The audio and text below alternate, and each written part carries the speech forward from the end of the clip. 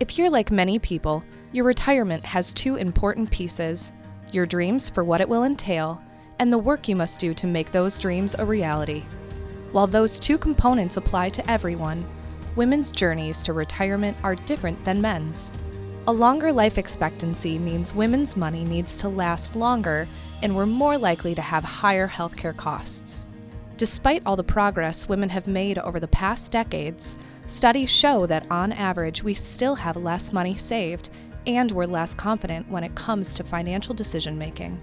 That's something we need to work on too, because most of us, either by choice or by circumstance, will be solely responsible for our finances at some point in our lives. So what does all of this mean?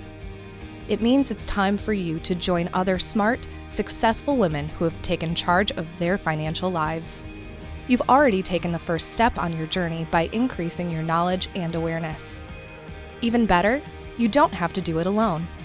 A financial services professional can ask the right questions to help you explore your retirement dreams and what you need to do to help those dreams come true.